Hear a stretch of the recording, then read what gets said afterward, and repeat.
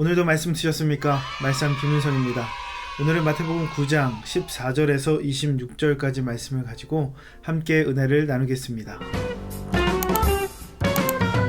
오늘 말씀 시작을 보니까 그 세례 요한의 제자들과 금식 논쟁이 이루어집니다. 세례 요한의 제자들이 질문하죠. 왜 당신의 제자들은 금식하지 않습니까? 예수님께서 이렇게 말씀하십니다. 예수님이 십자가에 돌아가시는 그때를 의미하는 말씀을 하시면서 그때가 오면 다 금식할 것이다 라고 이야기해요. 이러한 논쟁을 하고 있는데 마침 어떤 한 사람이 예수님 앞에 다급하게 뛰어옵니다. 그게 누구였냐면 회당장 한 사람이라고 나와 있어요. 회당장의 고백을 한번 들어보십시오. 18절 말씀입니다. 예수께서 이 말씀을 하실 때에 한 관리가 와서 절하며 이르되 내 딸이 방금 죽었사오나 오셔서 그 몸에 손을 얹어 주소서. 그러면 살아나겠나이다 하니 회당장이 자신의 딸이 죽은 거예요. 그런데 예수님이 손을 얹어주면 다시 살아나겠다고 이야기하는 겁니다.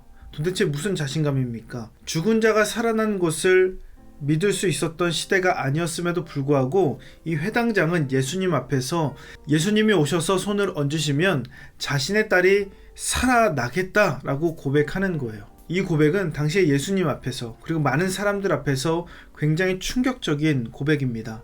이제 예수님께서 회당장의 집으로 가려고 하고 있는데 그런데 예수님의 겉옷을 누군가 만지는 것이 느껴졌어요. 그 옷깃을 통해서 능력이 흘러나간 것을 예수님께서 아신 거예요. 누가 만졌냐? 12년 동안 혈루병으로 앓고 있던 여인이 만진 겁니다. 이 여인의 고백을 한번 들어보십시오.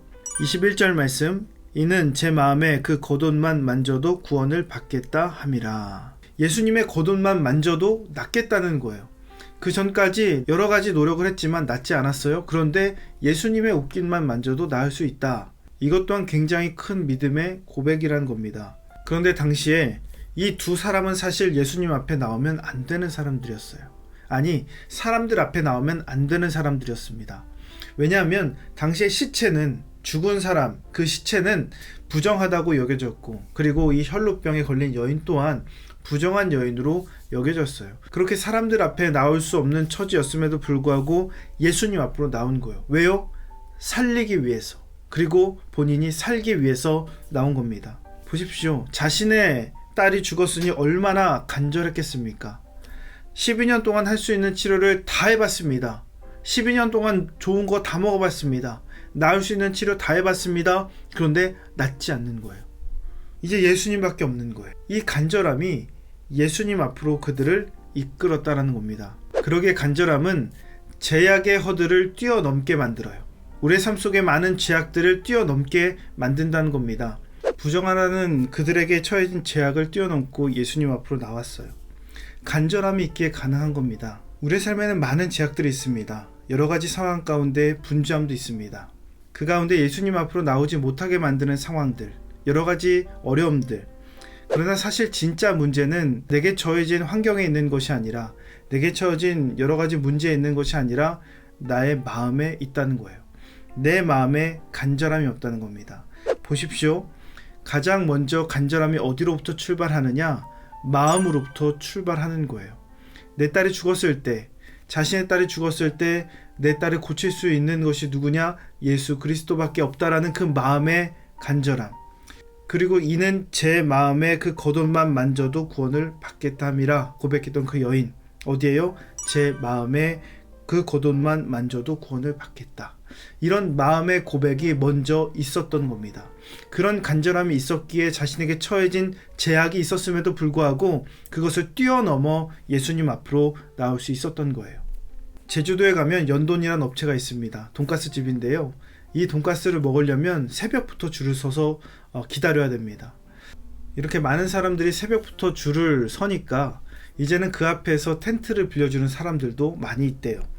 그렇게 해야 겨우 표를 받고 그 돈가스를 먹을 수 있는 거예요. 왜 그렇게까지 기다리면서 먹느냐?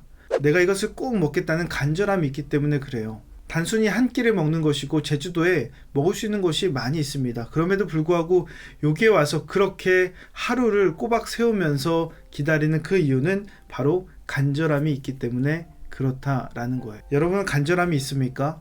예수님 아니면 안 됩니다. 내 삶은 예수님이 아니면 죽습니다. 내 삶에 예수님이 아니면 소망이 없습니다.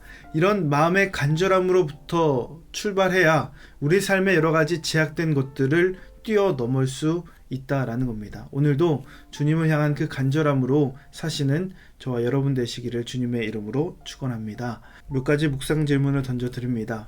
우리의 삶 속에 예수님 앞으로 나아가지 못하게 만드는 문제나 상황이나 어려움이 있습니까? 요즘 우리의 삶 속에 예수님을 생각하는 시간이 얼마나 됩니까? 우리의 마음 가운데 크게 자리 잡고 있는 것이 무엇입니까? 이 묵상 질문을 스스로에게 던져보시고 한번 스스로 답을 찾아보시면서 오늘도 구체적인 실천 계획을 세워보시기 바랍니다. 오늘 내용이 도움이 되셨다면 좋아요와 구독 꼭 눌러주시고 오늘도 이 말씀이 여러분의 삶이 되기를 예수님의 이름으로 축복합니다.